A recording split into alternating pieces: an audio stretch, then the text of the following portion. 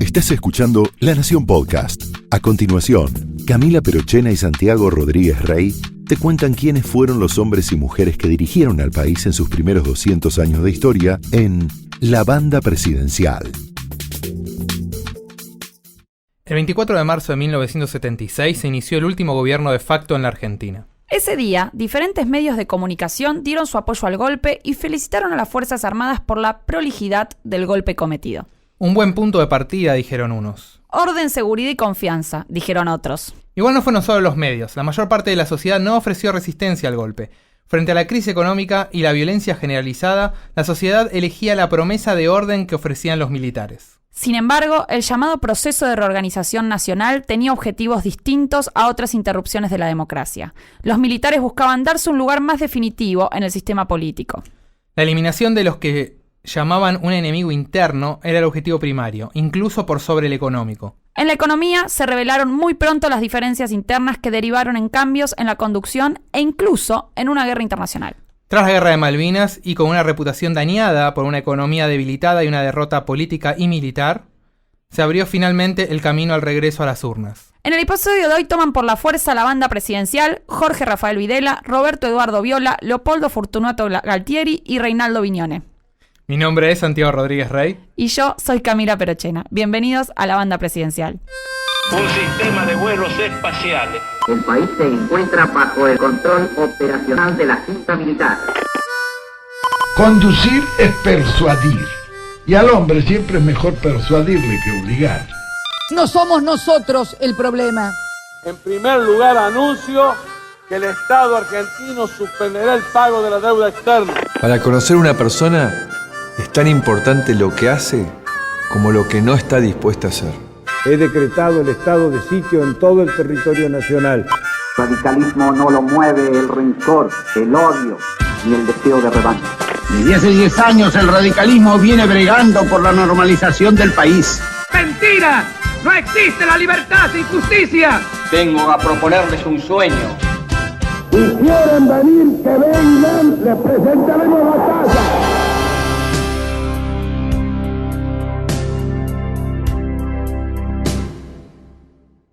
Bienvenidos al episodio 16 de La Banda Presidencial, el podcast de La Nación sobre presidentes argentinos. En este episodio tenemos un periodo difícil de abordar por el grado de tragedia que lleva aparejado. Es imposible disociar la acción de los presidentes del terrorismo de Estado, el exterminio, los desaparecidos, los centros de detención y las violaciones a los derechos humanos que se dieron estos años. Sin embargo, y como algunos de los entrevistados nos han señalado, muchas veces el impacto de esta violencia estatal deja en un segundo plano otros objetivos que tuvieron los presidentes que lideraron la dictadura. Objetivos no solo económicos, que son los que suelen citarse más, sino que también hay un intento de refundación política. En este episodio vamos a centrarnos entonces en la historia política de la dictadura y especialmente en sus presidentes. Dicho esto, se comunica a la población que a partir de la fecha el país se encuentra bajo el control operacional de la Junta Militar. Se recomienda a todos los habitantes el estricto acatamiento a las disposiciones y directivas que emanen de autoridad militar, de seguridad o policial, así como extremar el cuidado en evitar acciones y actitudes individuales o de grupo que puedan exigir la intervención drástica del personal en operaciones. Firmado Jorge Rafael Videla, Teniente General, Comandante General del Ejército. Emilio Eduardo Macera, Almirante, Comandante General de la Armada. Orlando Ramón Agosti, Brigadier General, Comandante General de la Fuerza Aérea. Videla, Macera y Agosti. Los últimos días del gobierno de Isabel fue una especie de sálvese quien pueda. La situación política, como vimos en el episodio anterior, había entrado en una espiral incontrolable. Isabel estaba lejos de poder hacer algo, y los militares aprovecharon esta situación de impotencia para tomar el poder. Decían que se habían visto obligados a dar el golpe para evitar una crisis institucional. Pero tomar el poder es una crisis institucional. Crisis más crisis o oportunidad son chinos. Chinos no, son anticomunistas, así que no creo. En su discurso hicieron permanentemente hincapié en la necesidad de poner orden frente al vacío de poder, el caos económico y el caos social. Este tipo de discurso le sirvió a los militares para alinearse con el pretorianismo, que es la aceptación de la tutela militar sobre la política y obtener el apoyo de la sociedad. Hay que entender que el poder militar no estaba basado solamente en la represión. armaron todo un discurso con el que muchos sectores se sintieron identificados. Una pieza importante del sustento discursivo era lo que para ellos, entre comillas, justificaba la exterminación de lo que llamaban, otra vez entre comillas, subversión terrorista. Los dos principales objetivos que se proponían llevar adelante eran los que ellos llamaban lucha antisubversiva y normalización económica. Está lleno de comillas este episodio. Sobre estos objetivos hablamos con Paula Canelo, doctora en Ciencias Sociales e investigadora de CONICET. Personalmente, y es lo que yo trato de defender y de fundamentar cuando escribo sobre el proceso, es que el proceso tuvo, además de los objetivos económicos, que son innegables y que han sido muy bien trabajados por un montón de colegas, objetivos vinculados con lo político. Para mí, y sobre todo leyendo las fuentes, las entrevistas a protagonistas del proceso y las fuentes más novedosas, como las actas de la dictadura, me parece que el proceso tenía sobre todo una concepción muy política acerca del problema que tenía que desanudar, ¿no? Y digo político y no hablo de político centrándome en las instituciones, sino en el concepto más amplio de política, que tiene que ver con, la definición de un adversario, en este caso de un enemigo absoluto, con el cual el proceso se pretendía en guerra total, ¿no? Entendido en términos más de teoría política, y que combinó un accionar en dos frentes. En el frente de la lucha antisubversiva, que era un objetivo político después de todo, no solo militar, y en la construcción de una nueva política para la Argentina entendida en términos amplios, y en este caso sí más bien en crear nuevas instituciones que permitieran terminar de una vez por todas con el gran mal de la Argentina, que había sido el populismo y todas sus manifestaciones, partidos políticos y sindicatos más bien, ¿no? Partidos políticos de masas y representación sindical. Y entonces creo que tanto la lucha antisubversiva como la cuestión más de reformulación partidaria, de refundación partidaria del proceso, puede ser entendido como un objetivo fuertemente político. Es lo que yo llamo la cuestión política del proceso. Es una cuestión más bien amplia que reúne cuestiones que tienen un instrumento militar como la lucha antisubversiva, pero que son políticas, y cuestiones que tienen que ver más aquello que transcurre por las instituciones, como la refundación de una nueva clase partidaria, ¿no? Que fuera una clase, que superara, una dirigencia natural que superara la corrupción, la maldad, ¿no? Y toda la oscuridad que según el proceso tenía el populismo y sus manifestaciones sindicales y políticas. Entonces, durante mucho tiempo se sostuvo que el objetivo último de la dictadura era implantar un modelo económico neoliberal. Esto hay que matizarlo un poco, y en eso puso el acento Hugo Besetti, que estuvo ayudándonos en el episodio anterior. Evidentemente, completamente desencaminado, me parece, pensar la acción militar o someter una lógica económica que entonces, bueno, el poder, en fin, el poder económico utilizaba para imponer un programa que si no se hubiera podido intentar, cuando el programa de lo que hoy se llama neoliberalismo, que en realidad no se llamaba así, ahora resulta que el neoliberalismo parece que empezó en 1950 o en 1960. Se impuso en todos lados sin necesidad de tanta matanza y tanta sangre. Ese tipo de interpretaciones que colocan a las Fuerzas Armadas en una suerte de lugar delegado e instrumental de poderes que estaban en otro lado, lo cual no quiere decir que no haya complicidades civiles, está todo muy claro eso, y de quienes finalmente le ofrecieron y consiguieron que se aprobara un programa económico llave en mano, digamos así. Pero es evidente que en eso había diferencias muy notorias.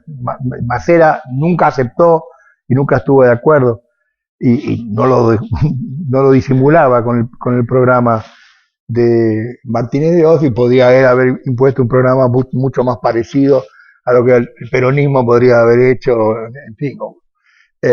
Y sin embargo, no tenían ningún tipo de diferencia en punto a que había una oposición armada, digamos, y mucho más, digamos, alrededor de las organizaciones que desafiaban el poder que debía ser exterminada, ¿no? Quiere decir que la explicación económica no cierra para entender en todo caso la profundidad y la modalidad de la represión, ¿no? Como dice Hugo, y como explica en su libro Pasado y Presente, ya en el nombre que se pusieron los militares a sí mismos había algo de desmesura, proceso de reorganización nacional. Según el nombre, la nación entera debía ser objeto de reconstrucción. No solo el Estado, la economía, las instituciones, sino la nación. Estaban pensando en una especie de regeneración social y política.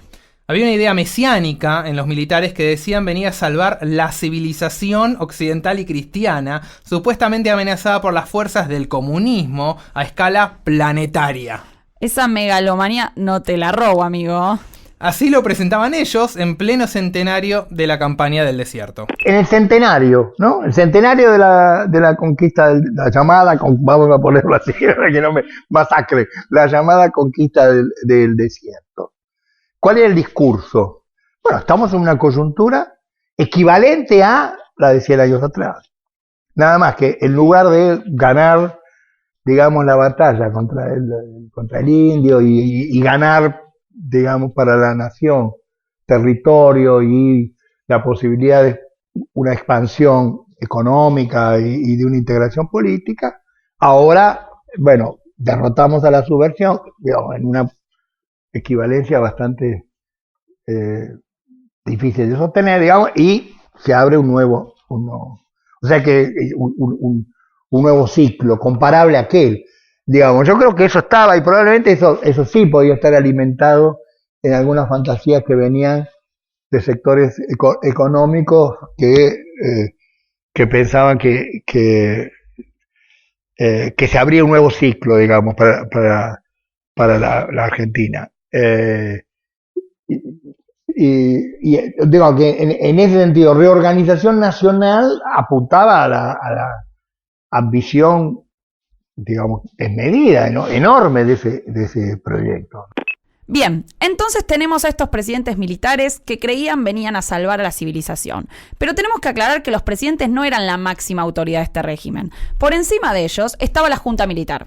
La Junta designaba al presidente y desempeñaba varias funciones que en la Constitución se le asignaban al Ejecutivo y al Legislativo. Se buscaba de esta manera ponerle límites al poder del presidente y evitar la personalización del poder como había sucedido antes con Onganía.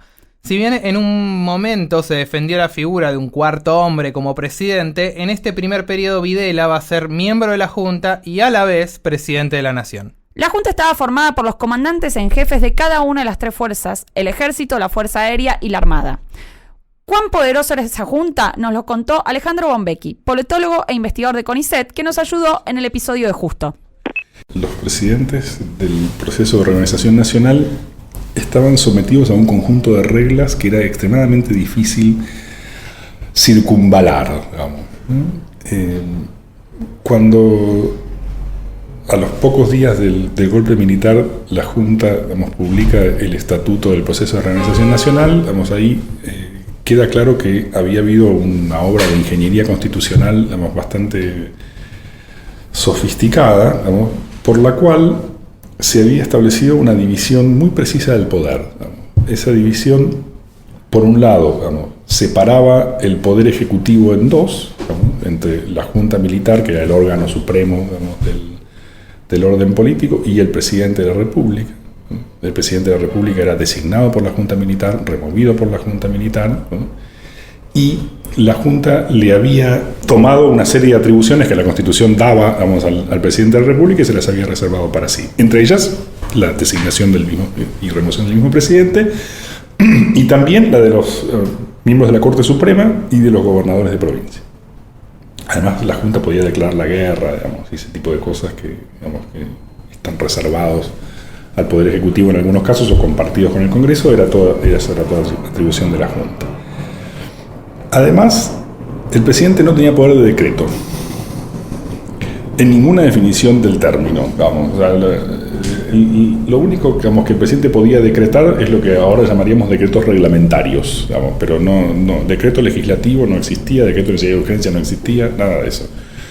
Y tampoco tenía poder de veto, el poder de veto estaba compartido con la Junta. Si el presidente estaba en desacuerdo con el trámite legislativo al cual voy a referirme enseguida, la Junta era la que tenía la decisión final entre el desacuerdo del presidente y la opinión inicial de la Comisión de Asesoramiento Legislativo. Se menciona acá la Comisión de Asesoramiento Legislativo, que es otra estructura tripartita, innovadora para este proceso, que no estuvo en otros. Tenía 3 representantes de cada fuerza que rotaban en su composición y en la dirección de la comisión, que habían sido designadas por el Estado Mayor de las Fuerzas y no el comandante de las mismas. ¡Qué lío! Una ensalada castrense para dejar a todos contentos. Toda acción en materia legislativa debía pasar por esta comisión y además podía bloquear iniciativas del Ejecutivo, cosa que hizo con mucha frecuencia. Bueno, un presidente, militar que tiene que actuar en este contexto institucional es un presidente débil, porque es un presidente que no puede tomar ninguna decisión unilateralmente. Ni siquiera puede nombrar a sus ministros unilateralmente. Los ministerios también están loteados, los puestos en la administración pública en general están loteados, las gobernaciones de provincia están loteadas y requieren consenso de la Junta. Alguien que tiene que trabajar en esas condiciones es claramente un dictador débil, o sea, es alguien que tiene que persuadir, alguien que necesita negociar y obtener el consenso de otros que tienen exactamente el mismo poder de veto que él, y por consiguiente es un dictador débil y un presidente débil. Además, esta complicada ingeniería institucional se veía todavía más limitada porque todas las instituciones del Estado estaban repartidas en forma tripartita. Los ministerios, las intervenciones a los medios de comunicación, sindicatos y obras sociales, los directorios de empresas públicas. Aunque algunas cosas se repartían de forma más equitativa que otras, y más equitativa me refiero para el ejército. Las gobernaciones, por ejemplo, quedaron la mitad para el ejército y la otra mitad repartida en partes iguales para Armada y Fuerza Aérea. La presidencia, debilitada, no se repartió, recayó en el ejército y se imponía un límite de 3 años para el periodo presidencial. Así que los presidentes que vamos a ver hoy pertenecieron a esta fuerza. Entremos entonces a los protagonistas de este periodo porque venimos hablando de ellos, pero todavía no asumió ninguno. En su mayoría pertenecían a una nueva generación de militares muy diferente a la que vimos en el capítulo del golpe del 66. Claro. Viola, Videla, Galtieri, presidentes en este periodo, pero otros nombres como Agosti, Suárez Mason, Menéndez, Riveros, habían participado del bando colorado en los conflictos entre azules y colorados. Recordemos que los colorados eran los más antiperonistas. Ya pasaron casi 14 años del enfrentamiento en las calles, pero eso sigue marcando el pulso. Esta pertenencia colorada le dio a la dictadura del 76 un tinte diferente al anterior. Entonces, lo que sucede durante el tercer gobierno peronista es leído desde la mirada de estos ex colorados como la confirmación de que el diagnóstico colorado era el que predominaba, y por eso luego la naturaleza de la política represiva, que es distinta también a la de la Revolución Argentina, está teñida por este diagnóstico acerca de un enemigo dual y de un enemigo total al que hay que exterminar, ¿no? Jorge Rafael Videla entonces nació el 2 de agosto de 1925 en una familia tradicional y con raíces históricas en San Luis. Había ingresado al colegio militar en 1942. Para 1960 ya era teniente coronel y en 1964 viajó a la Escuela de las Américas que tenía Estados Unidos en el Canal de Panamá. Durante la Revolución Argentina, en 1970, fue gobernador de Tucumán. Un año después, ascendió a general y comenzó a dirigir el colegio militar. En 1975, bajo el gobierno de Isabel Perón, asumió la jefatura del ejército. Lo que efectivamente ellos han visto en su vida militar, en su transitar por las instituciones de formación militar y luego en sus destinos profesionales, es precisamente, intentos alternados como pendulares de peronización del ejército y retiro. Lo que han vivido es al peronismo intentando adoctrinar a las Fuerzas Armadas, y en este sentido esto es visto, no por todos, pero por una gran parte de la oficialidad en ese momento, como un atentado contra esta idea de pureza y de apoliticidad de las Fuerzas Armadas. Y creo que esto es algo que sin dudas influyó en el vínculo que el proceso marcó con respecto al peronismo, ¿no? Que fue como la fuerza política que más sufrió la exclusión, digamos, de los acercamientos con la dirigencia de la dictadura. Una vez que Videla asume como presidente, el 29 de marzo de 1976, el diagnóstico es doble. Por un lado, quiere terminar con lo que consideraba una economía populista, y por el otro, aniquilar a la llamada subversión. Estos son los dos objetivos en los que se concentró la primera presidencia de Videla. Bueno, la primera presidencia de Videla es algo así como la edad de oro del proceso, en el sentido de, con todo lo políticamente incorrecto que es esto, ¿no? Pero, digamos, ¿por qué la edad de oro? Porque es aquella edad del proceso que ha quedado más plasmada en los imaginarios más de derecha liberal, ¿no? Incluso la forma en la cual la sociedad argentina todavía recuerda a la experiencia del proceso. Entonces vamos a tener a una junta militar monolítica aparentemente, a pesar de que en el interior se estaban librando batallas muy, muy importantes. Vamos a tener a un ministro de Economía que promete venir a resolver el problema del populismo económico de una vez por todas, apoyado por el brazo armado del Estado, ¿no? Entonces aparece como la edad de oro del proceso. Fundamentalmente en este periodo lo que sucede es que hay algo así como una división del trabajo, ¿no? De las tareas políticas que tiene que ver con las Fuerzas Armadas dedicadas a la lucha antisubversiva sobre todo hasta el 78, ¿no? Luego, por supuesto, la política represiva continúa, pero es como el momento más álgido del terrorismo de Estado, del terror de Estado. Y luego tenemos, por otro lado, la política económica. Son como los dos carriles por los cuales el proceso se está planteando lo que llama la refundación de la sociedad argentina. Entonces, la represión ilegal y no la economía era lo que amalgamaba las fuerzas.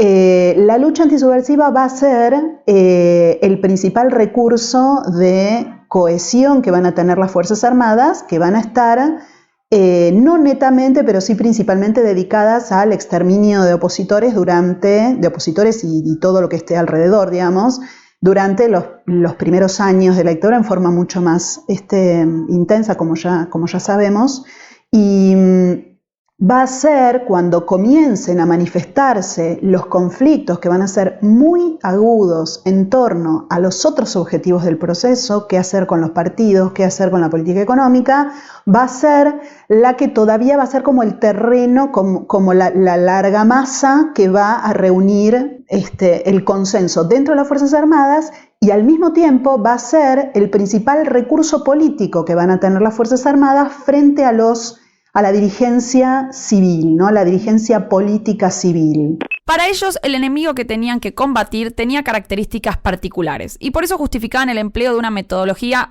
no convencional. Se le llamaba así porque se basaba en la represión clandestina llevada adelante por grupos de tareas. La represión estaba descentralizada, igual que el gobierno. Esto hacía que se generara una especie de competencia entre las distintas fuerzas para ver quién hacía mejor su tarea. Se agrega algo que no es del orden de la doctrina, digamos, se agrega algo del orden de una metodología que está sostenida en motivaciones que ya no se pueden explicar tan fácilmente en términos de proyectos políticos, racionales, de programas o lo que fuera. Por eso yo ahí utilicé, y fui bastante criticado por eso, la idea de un quiebre civilizatorio, o algo del orden de lo que Norbert Elias llama en algún momento quiebre civilizatorio, derrumbe civilizatorio. Es decir, que hay algo ahí que se incorpora, y se incorpora en gran medida con la idea, y uno podría de nuevo colocar acá una dimensión que no es tan decididamente política, que es la idea que aúna o reúne el objetivo del orden, que es el objetivo que siempre las Fuerzas Armadas tuvieron, y uno podría decir, podían haber desarrollado un programa de orden, incluso de orden y represión en las condiciones en que lo habían hecho en el pasado, con un motivo más oscuro y más difícil de controlar, que es una suerte de venganza corporativa. Entonces, había acuerdo en la represión ilegal, pero no en la economía. A muchos sectores de las Fuerzas Armadas no les gustaba nada el plan económico propuesto por el ministro de Economía, Martínez de Hoz. La política económica iba en contra de algunos valores e intereses que estaban muy arraigados en el imaginario militar. La reforma financiera de 1977, que aumentó los comportamientos especulativos y financieros, iba en contra de las reivindicaciones nacionalistas y productivistas de las Fuerzas Armadas. Además, la apertura económica y comercial ponía en peligro las concepciones industrialistas que tenían las fuerzas. Tampoco les gustaba lo de reducir el aparato estatal. Los militares ocupaban un lugar importante dentro de las burocracias. Videla y su ministro entonces se vieron permanentemente controlados y bloqueados por otros sectores de las fuerzas. Acá la interna fuerte era entre Videla y Macera, es decir, entre el ejército y la armada. Macera fue uno de los mayores críticos de la política económica del presidente. Lo que pasaba era que Macera quería ser presidente y por eso se relacionaba con políticos, peronistas, sindicalistas, líderes internacionales, además quería darle más protagonismo institucional a la Marina por sobre el ejército. Y la forma que encontró para erosionar el poder del ejército fue, justamente, cuestionando la política económica de Martínez de Hoz. Macera tenía un discurso medio místico o espiritualista cuando criticaba el programa económico y a la visión esta tecnocrática. Decía que endiosaba al dios dinero y que así se arruinaba el espíritu de Occidente. Era un poco New Age, ¿no? Ya en 1977 Macera empezó a presionar públicamente para que Videla sea reemplazado. Sostenía que, tal como decían los documentos básicos del proceso, el presidente no podía ser al mismo tiempo miembro de la Junta ni estar prestando servicio activo. Finalmente se definió que Videla iba a seguir en la presidencia hasta 1981, pero que en 1978 pasaría a retiro, dejando así de ser comandante en jefe y miembro de la Junta al mismo tiempo. También se iban a renovar los miembros de la Junta y Macera pasó a retiro. Macera quiere ser presidente y lo sabe, ya lo sabía desde mucho antes, cuando es designado por Perón para conseguir un almirante dialoguista, ¿no? Así que bueno, él ya lo sabe, tiene todo un plan. Él usa la Armada, él va a usar a la Armada como una especie de búnker de campaña, ¿no? Primero, sus objetivos van a coincidir, los objetivos estrictamente personales de Macera y los objetivos institucionales de la Armada, que desde el 55 no ha tenido participación muy importante dentro de las dictaduras.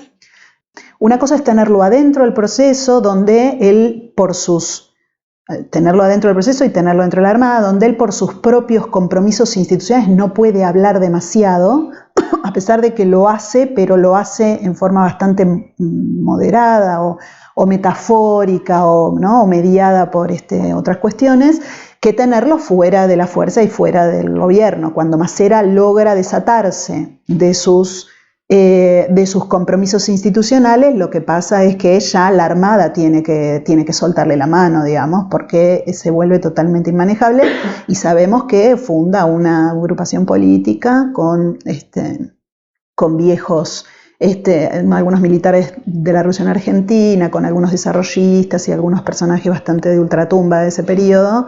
Pero además de la represión ilegal y los cambios económicos, los militares buscaban reordenar completamente el espectro político. En un discurso, Videla dijo: se van a producir modificaciones sustanciales en los agrupamientos políticos. Es muy probable que ya no se pueda o no se tenga que hablar de peronismo y antiperonismo. Otras serán las agrupaciones. Y hacia fines de 1977 hablaba de asegurar la inserción de las Fuerzas Armadas en el sistema político con el objetivo de posibilitar su participación en la toma de decisiones. Spoilers, eso no va a pasar. No me animé a imitar a Videla. Ahora, en donde el gobierno de Videla fracasó de manera estrepitosa, fue en su política institucional.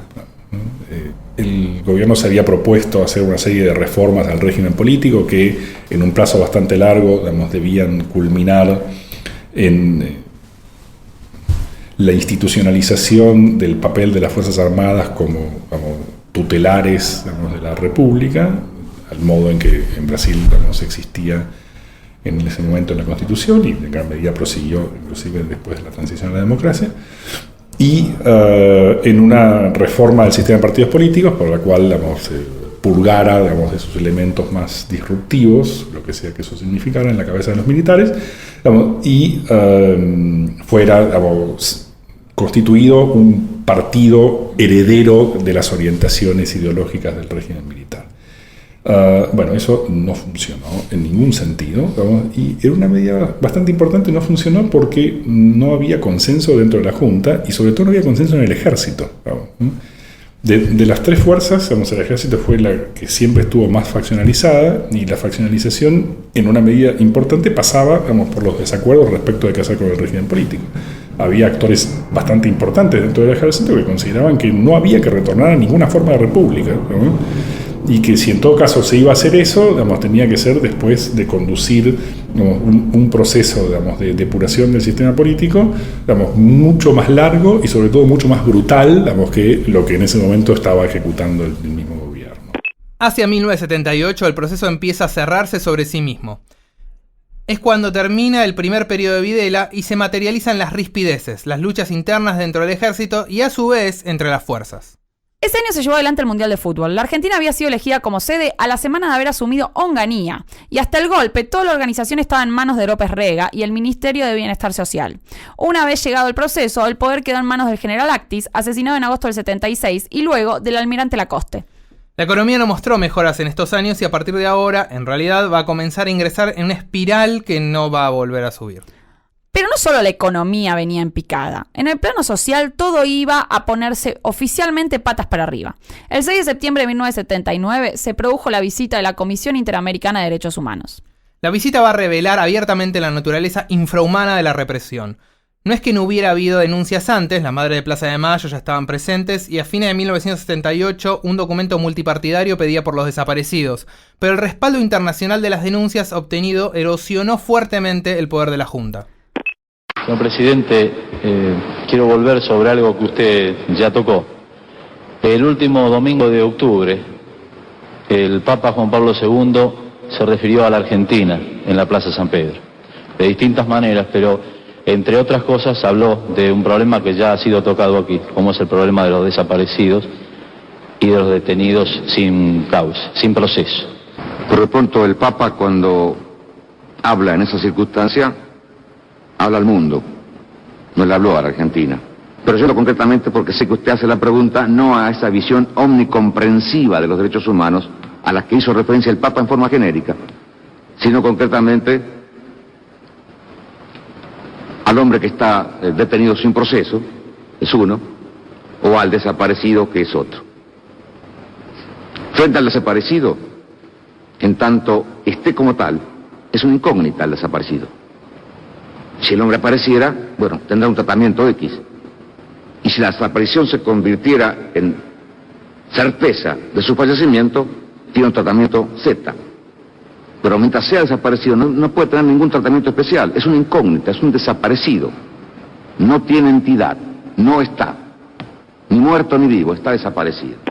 En diciembre de 1979, y un poco como respuesta a la repercusión del informe de la CIDH, la Junta publica las bases políticas del proceso. Un poco tarde meter reglas de juego ahora considerando que venís 4 años gobernando, ¿no? Sí, se colgaron. El proceso va a comenzar a cerrarse sobre sí mismo y van a comenzar a aparecer problemas vinculados con los derechos humanos. Esto claramente sucede en el año 79. Si uno mira los registros de las reuniones de la Junta deja de hablar prácticamente de todos los otros temas y se centra en el tema de la lucha antisubversiva, que por supuesto no está dicho así, pero sí en las preparaciones de la visita de la Comisión Interamericana de Derechos Humanos, y en el año 78 la cuestión de las idas y vueltas en torno al diálogo político, ¿no? O sea que a partir del 78 comienzan los peligrosos frentes adversos que el proceso tiene que empezar a manejar. En el caso de la política económica, en el caso de la salida política, del vínculo con los políticos, lo que sucede es que hay un documento que es el que las Fuerzas Armadas están muy, muy apuradas por presentar a la sociedad, y tan apuradas están que finalmente sale en diciembre del 79, o sea, en un momento absolutamente lejano de aquel momento que hubiera sido políticamente acertado sacarlo. Bueno, y es muy interesante ver cómo hay luchas internas entre las tres fuerzas y fracciones dentro de cada una de las fuerzas, sobre todo en el ejército, que van como lavando políticamente, sacándole contenido político al vínculo con los partidos políticos. Cada vez más el proceso se va alejando de la posibilidad de conseguir esto que decíamos al principio, que era lograr gestar una descendencia política para el proceso. En 1980 se le otorgó el Premio Nobel de la Paz a Adolfo Pérez Esquivel. Es evidente, dijo al aceptar el premio, que en Argentina no se respetaban los derechos humanos, existen miles de desaparecidos, los niños nacen en las cárceles, nuestro trabajo consiste en buscar una solución a este drama por la dignidad de la persona. Entonces, para 1981, el gobierno militar venía siendo criticado desde diversos frentes. Ese año debía elegirse un nuevo sucesor a Videla para el periodo 81-84. Entonces, ¿quién era Roberto Viola? Roberto Viola había nacido el 13 de octubre de 1924 en Buenos Aires. Era de Libra como yo. Qué bajón. En 1973 el general Anaya lo nombró secretario general del ejército. Luego Videla lo nombraría jefe del Estado Mayor General. Para 1978 ascendió a teniente general y jefe del ejército, ocupando un lugar en la Junta Militar. Fue pasado a retiro para asumir la presidencia. Lo que se espera de Viola es que continúe con la línea videlista, lo que en ese momento se llamaba línea videlista, y que al mismo tiempo presente un cierto gesto de apertura hacia los partidos políticos, ¿no? La designación de Viola es lo que institucionalmente era esperable, ¿no? Porque era el primero en la sucesión, porque las Fuerzas Armadas se habían cuidado bastante de descabezamientos profundos, porque eso siempre genera conflictos. Entonces, ser primero en la sucesión y además haber sido compañero de Videla, amigo, ¿no? Me parece que hay como un motivo institucional que lleva a que se elija Viola. Desde el punto de vista político, me parece que es que no hay un proyecto alternativo y lo que se busca es como una suerte de acercamiento con los partidos. El problema es que el nivel de desconcierto interno de la dictadura y las dificultades que tenían los militares para ponerse de acuerdo en torno a qué hacer con los partidos hacen que cualquier pie un poquito afuera del plato signifique una crisis institucional profunda. ¿Qué es lo que sucedió con Viola? En uno de los primeros discursos que da Viola, él lo que hace es, hablarle al peronismo públicamente por primera vez. Es un escándalo, digamos, ¿no?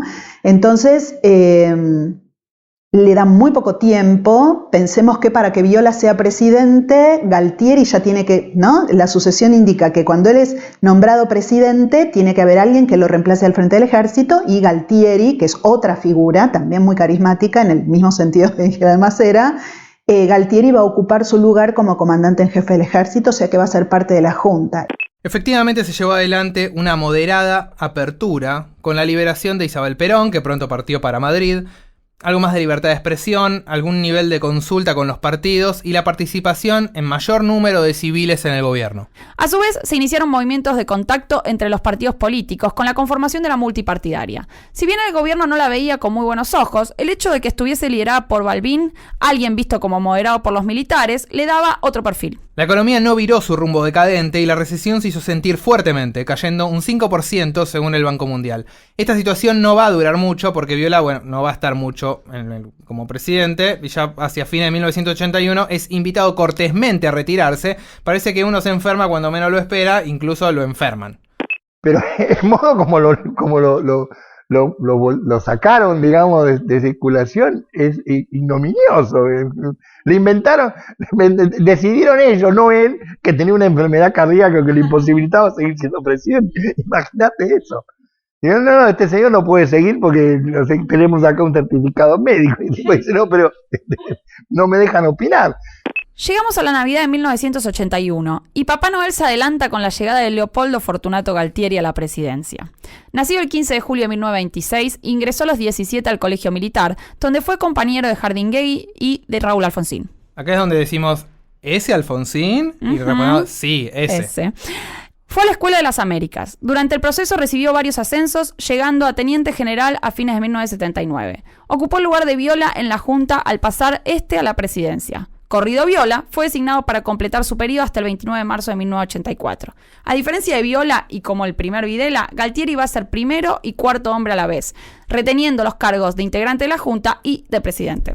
Cuando Galtieri llega al seno de la Junta, o sea, cuando Galtieri sucede a Viola al frente de la comandancia en jefe del ejército, se encuentra en la Junta Militar, si mal no recuerdo, con el brigadier Lamidoso. Ellos habían sido compañeros. Recordemos que antes que muchos de los brigadieres del proceso habían hecho sus estudios junto con compañeros del ejército, porque la Fuerza Aérea es creada recién en el año 49. Entonces, bueno, Lamidoso era un amigo, tenía un vínculo personal muy importante con Galtieri, y al mismo tiempo ya había fructificado en algunos documentos, en algunas, para no explicar todo por afinidades personales, ¿no? Había muchos documentos, especialmente uno del año 78 de la Fuerza Aérea, que es redactado por Lamidoso y se cree por Mariano Grondona también, como asesor de la Fuerza Aérea en ese momento, donde ya hay una propuesta bastante concreta de reconquistar Malvinas, ¿no? Como dándole a la cuestión de las Malvinas un peso importante en la estructura de la agenda política del proceso. Y también hay, un intento mucho más consolidado por recrear esta edad dorada en términos más amplios, esta edad de oro, ¿no? Liberalismo económico con Alemán, alineamiento de política exterior con la exportación de los métodos antisubversivos a América Central, sobre todo en ese momento, y por otro lado, cerrazón nuevamente hacia los partidos políticos. Me parece que ahí es cuando otra vez el proceso intenta parecerse a sí mismo, o sea, cuando ya la opción politicista se había agotado, bueno, se busca una restauración de esta edad, este mito originario del proceso, ¿no? En un momento en el cual las condiciones eran muy diferentes. Y como todos los intentos de restauración que se dan casi idénticos, pero en contextos políticos diferentes, fracasan. Entonces, si el gobierno de Viola va a ser corto, el de Galtieri va a ser más corto. No va a llegar a los 6 meses. Un tercio de su gobierno va a estar dedicado a la guerra de Malvinas. Antes del inicio del conflicto armado, el 30 de marzo, se dio el tercer paro con movilización de la CGT Brasil, liderado por Saúl Gualdini. Bajo la consigna Pan, Paz y Trabajo se movilizaron unas 50.000 personas desafiando al régimen en Plaza de Mayo. Unas 4.000 fueron detenidas en todo el país. 48 horas después, tras el desembarco en Puerto Argentino, la plaza se encontraría de nuevo llena, pero ya no sería en contra del gobierno, sino para celebrar la recuperación de las islas.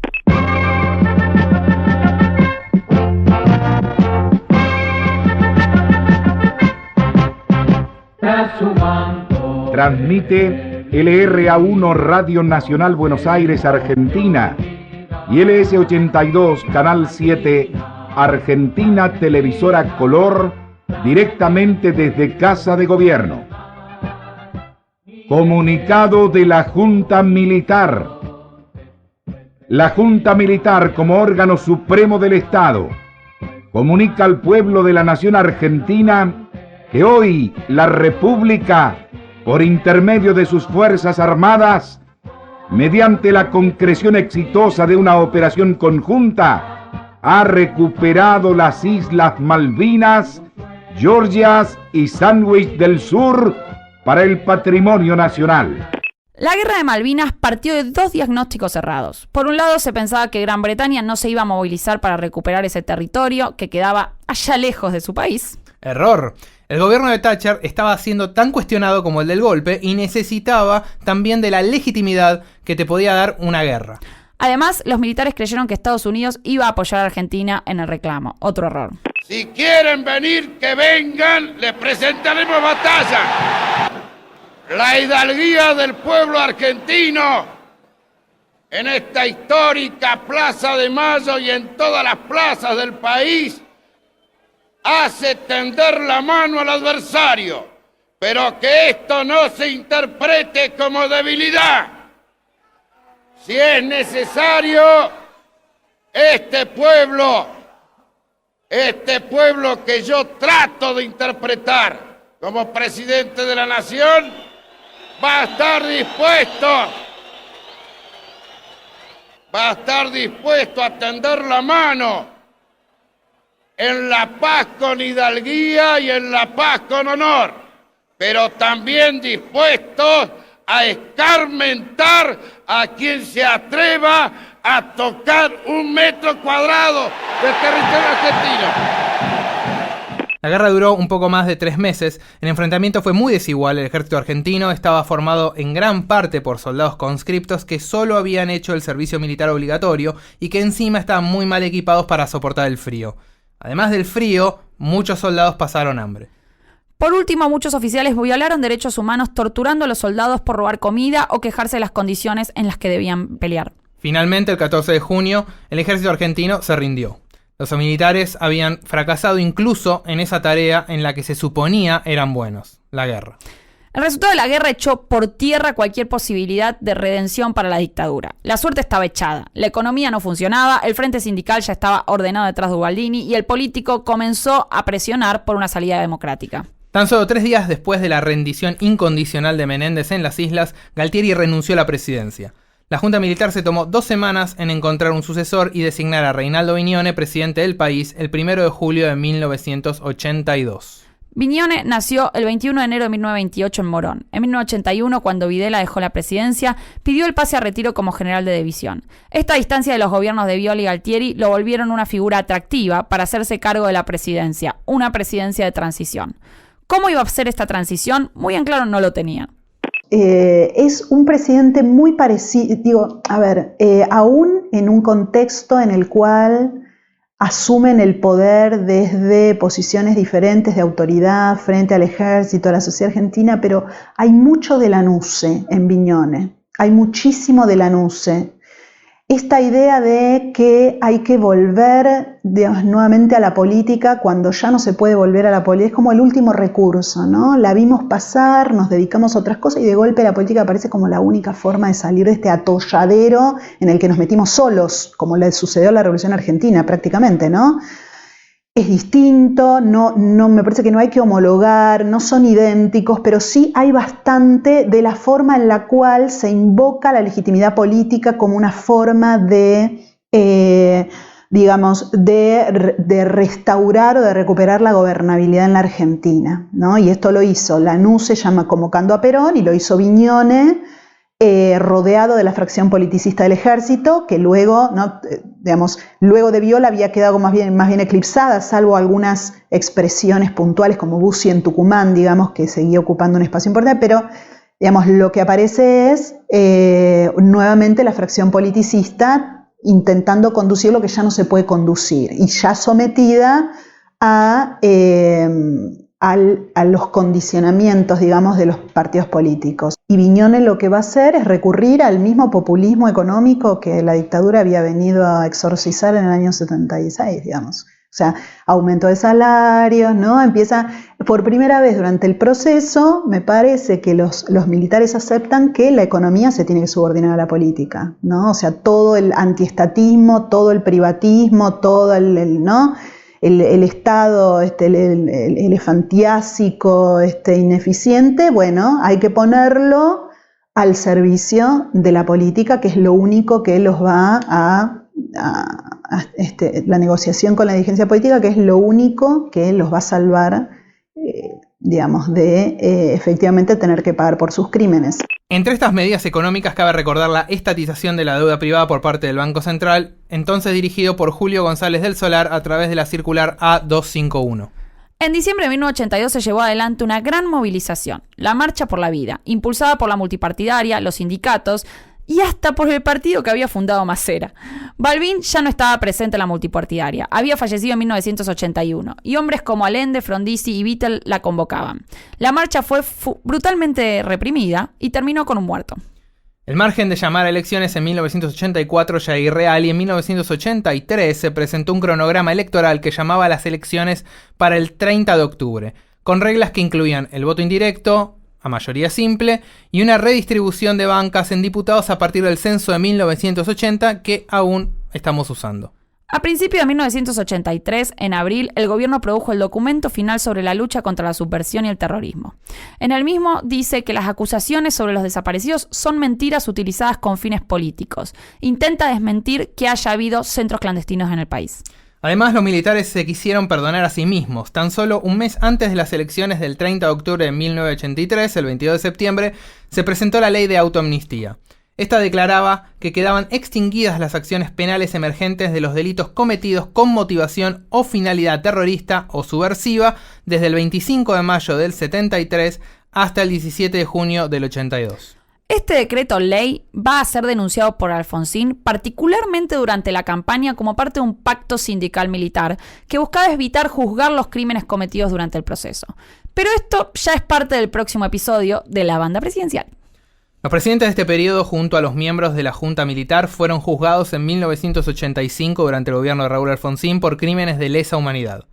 En ese juicio, el fiscal Julio Estracera pidió la siguiente sentencia para los acusados.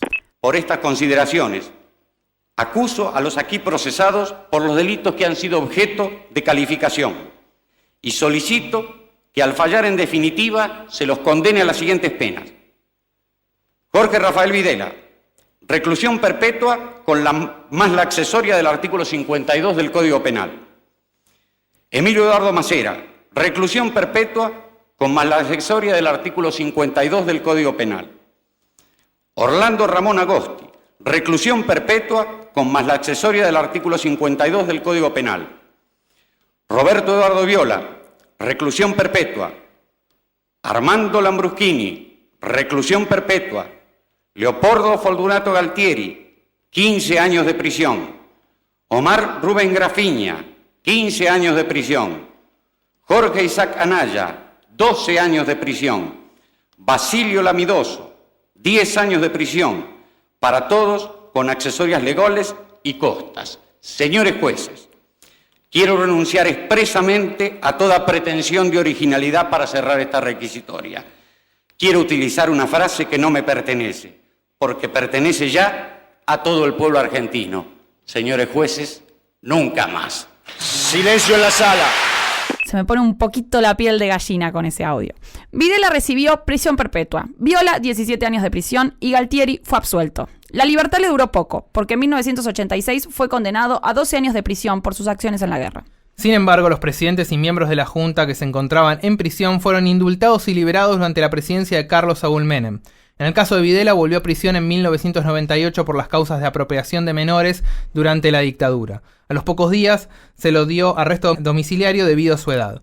En el año 2008, luego de la reapertura de los juicios, volvió a la cárcel común y fue condenado a cadena perpetua por numerosos delitos cometidos durante la dictadura. Murió en prisión el 17 de mayo del 2013. Viola y Galtieri, en cambio, no volvieron a ser juzgados en la reapertura de los juicios. Viola falleció en 1994 y Galtieri lo hizo en enero del 2003. Viñón, en cambio, fue juzgado y enviado a prisión perpetua en el año 2010 por delitos de lesa humanidad. Falleció en marzo del 2018. Antes de cerrar el episodio, es preciso aclarar que ninguno de los presidentes de los que hablamos hoy mostraron arrepentimiento o dieron información antes de morir sobre los crímenes que cometieron durante la dictadura. Les agradecemos mucho a Paula Canelo, Alejandro Bombecchi, Hugo Besetti por la participación en este episodio.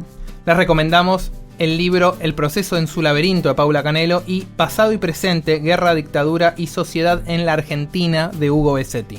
Como en todos los episodios, preguntamos quiénes deberían ser los presidentes en nuestro Mount Rushmore local.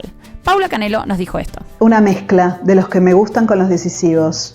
Juan Domingo Perón, Raúl Alfonsín, Néstor Kirchner y Cristina Fernández de Kirchner. Y Alejandro Bombecchi nos dijo esto. Si el problema fundamental del presidente argentino es sobrevivir, y sobrevivir en un contexto de extremada fragmentación del poder, entonces los que están, los que estén en la montaña deberían ser aquellos que contribuyeron en mayor medida a facilitar la supervivencia, ¿no? Y me parece que desde ese punto de vista, ¿no? Justo debería estar ahí, Perón debería estar ahí,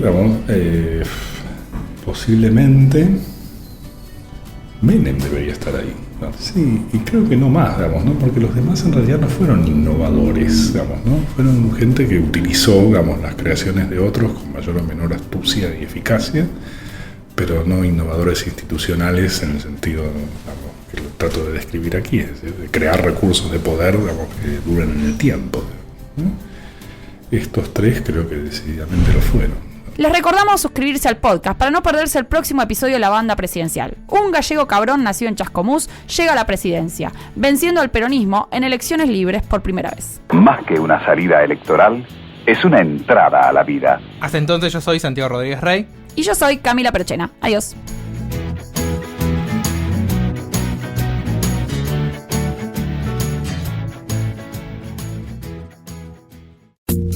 Esto fue La Banda Presidencial, un podcast exclusivo de La Nación. Escucha todos los programas de La Nación Podcast en www.lanacion.com.ar. Suscríbete para no perderte ningún episodio. Estamos en Spotify, Apple Podcast, Google Podcast y en tu reproductor de podcast favorito. Seguí escuchando La Nación Podcast.